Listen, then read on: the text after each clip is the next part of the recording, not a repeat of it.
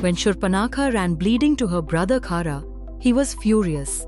He armed himself with 14 warriors and sent them with her to attack Rama. But they were no match. Rama's arrows cut them down in an instant. Humiliated, Shurpanakha ran back again. Khara was stunned. Those were his best men. So this time he marched out with his full might, an army of 14,000 Rakshasas. Valmiki describes them vividly. Soldiers mounted on elephants and horses, chariots bristling with spears, bows and swords. They were not just fighters, they were brutal killers who delighted in bloodshed. As they approached Panchavati, Rama turned to Laxmana. "Take Sita to that cave behind the trees and guard her. Today, I will face them alone." The cave still exists near modern Panchavati. The battle began. Rama stood tall, bow in hand. His movements were so swift, you could barely see them, only the hiss of arrows filling the sky. Chariots shattered, elephants fell, and the ground ran red. Before long, the battlefield was a wasteland of broken weapons and broken bodies. Finally, Khara himself stood before Rama. With the great bow given to him by sage Agastya, Rama felled Khara with a single deadly shot.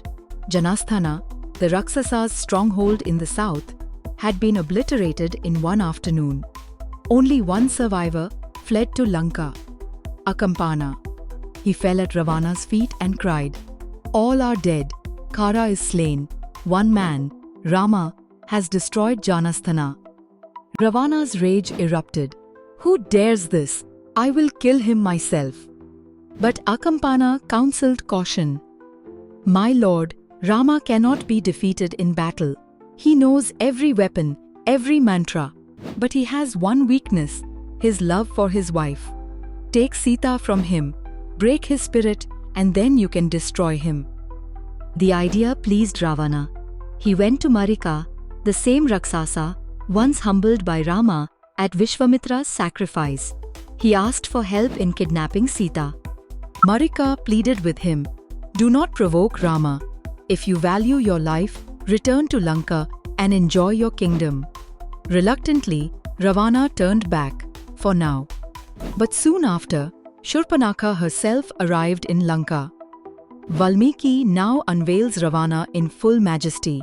Seated in his court, with 10 heads and 20 arms, clad in royal silks, his presence so fearsome that even the ocean waves grew still. Shurpanakha scolded him openly.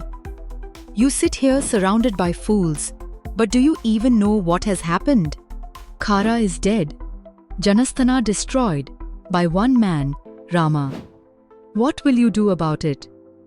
When Ravana asked who this Rama was, she twisted the tale.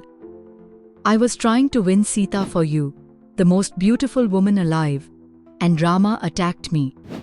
Laxmana mutilated me. Now your forces lie dead. Take revenge. Take Sita. She should be your queen."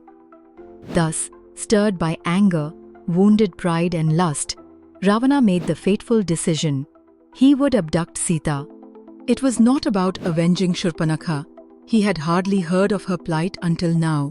It was about revenge for Janasthana and a chance to claim Sita for himself. And with that choice, the wheel of destiny turned toward the great war to come.